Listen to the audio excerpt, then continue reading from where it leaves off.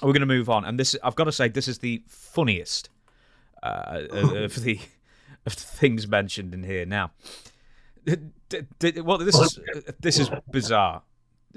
Most notably, this is a quote: "McMahon was most aggressive when using certain sex toys, named after male WWE wrestlers and performers. McMahon named the sex toys so that the colour of the toy matched the race of the wrestler. For example, a black dildo would be named after an African-American wrestler, and a white dildo would be named after a Caucasian wrestler. In addition to McMahon's infatuation with pretending that other men, and namely certain WWE talent, were in the room with them, this was yet another incremental step in desensitising Miss Grant to his fantasy, and eventually demands she perform sexual acts and so forth with other WWE talent or office staff." So, naming your dildos after, and also imagining they're in the room with you. Huh. Yeah. It's incredibly childish, right? I mean, that's the first thing that pops into my head. But he's getting off on it. Apparently, he's like, "Yeah, this one's Big Show. This one's," you know what I mean? Yeah, it's again, like if you're living in that world, you can see, where goofy as it sounds, you can see it. I mean, it's it sounds so ridiculous, but it sounds also so professional wrestling, right? I mean, it's the things that you see and you hear in the business as a young man getting in. And if you'd have told me what's in my head now and put it in that 19-year-old kid's head, I'd have probably gone, "What the hell? Are you kidding me?" It's it'd be curious to see who those other people are. I mean, I know, like you said, you have some thoughts, and I'm sure everybody has thoughts. But you start pulling, just first of all, saying Big Show for this or that or whatever, calling it Hornswoggle for a little one. Yeah, but now you're pulling them in, just vicariously by, I wouldn't want my name, being associated in this, even as a joke, so it's strange, just strange. All of it strange. I'm going to speed through quite a lot of this here. As I say, we've only got 2 days to get through all this, so I'm going to have to give you the short version. Vince's controlling nature leads him to insist that Grant change doctors, making her go to his doctor, alternative medical establishment it's called, and then she ends up getting coerced into threesomes, as she describes it, with McMahon and a physical therapist from said medical establishment. Now, another thing, a classic grooming technique, as they say, love bombing somebody and then switching it at 180 and, being quite nasty. I think some text messages describe her as, I can't find the damn quote here, but off the top of my head, bitch, my porn star, that kind of thing, sort of completely dehumanizing someone, sexualizing. Yeah, that kind of thing. But then switching it up and giving them presents, calling them baby and love and that kind of, it's a weird thing. Anyway, this I'll say briefly. Vince starts demanding photos, according to this. I won't keep saying allegedly, but just assume I'm saying allegedly and everything here. And then he starts showing photos and videos that he's demanded of Ms. Grant to other people, including WWE referee. And I won't say who I think it is, but I'm pretty sure I know the name of that one, and that's disappointing. And he goes off to whack one off in a room while looking at photos of the lady, and then McMahon tells Ms. Grant, and this is quote, McMahon described how WWE referee left to masturbate and told Ms. Grant she had made a perfect stranger very happy. Now, I think this is the one, almost the headline. This is the headline grabber. You know what I'm going to say. McMahon also allegedly maintained total control over Grant's personal and professional life. Non-sexual text messages from Grant to Vince would be ignored and given one-word replies. Introduced to threesomes without consent, as I mentioned before. And then with the physical therapist, basically cajoles her emotionally, saying, if you don't do this, we've already arranged it, I will lose a friend over this if you don't do it.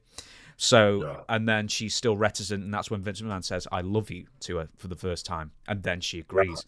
And then here's the quote. Early in the encounter, this is the threesome with Vince McMahon and the physical therapist, McMahon immediately directed Ms. Grant to lay down on her back. I'm laughing. It's not funny, but it's just it's fucking bonkers. Lay down on her back in the supplicant position. While straddling over her, McMahon defecated on Ms. Grant's head. McMahon left to shower off, but he instructed Ms. Grant to remain in place with excrement in her hair and to continue performing for his friend. While Ms. Grant requested protection, none was offered.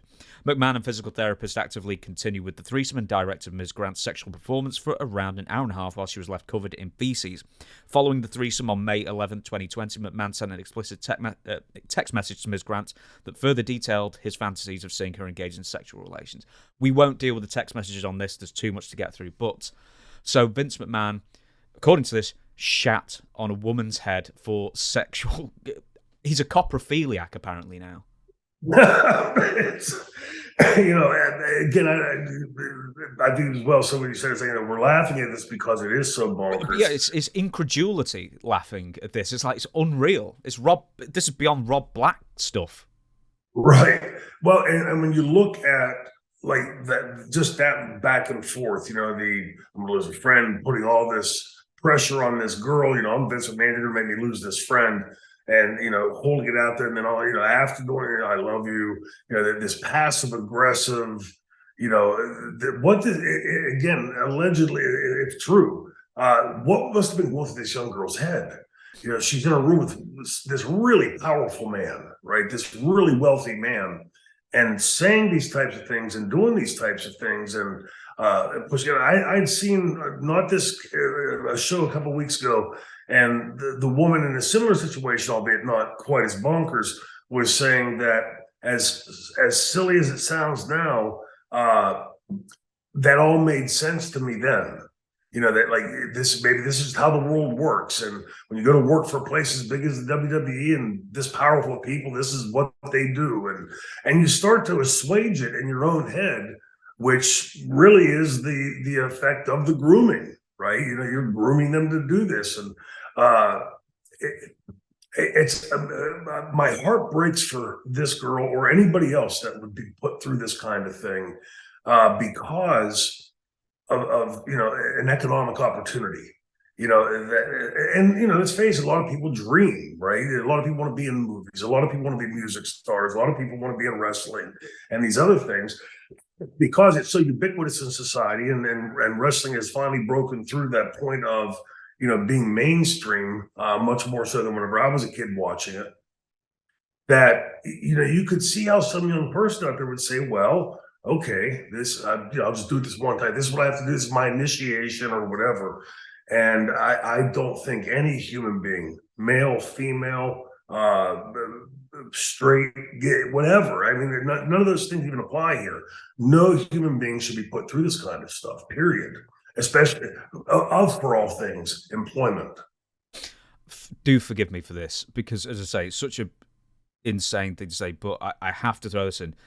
And other people have said it as well. Vince has metaphorically shit on so many people over the years, but, but to figuratively, it's just bonkeroonies. No names given. Have you ever heard any wrestler or anyone connected to the business who is into this kind of thing?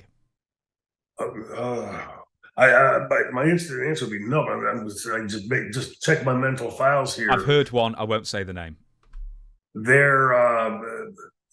I've heard the golden shower thing, allegedly, from some people. I don't think off the top of my head that I can recall hearing anybody doing that. But again, I've seen guys doing things to women,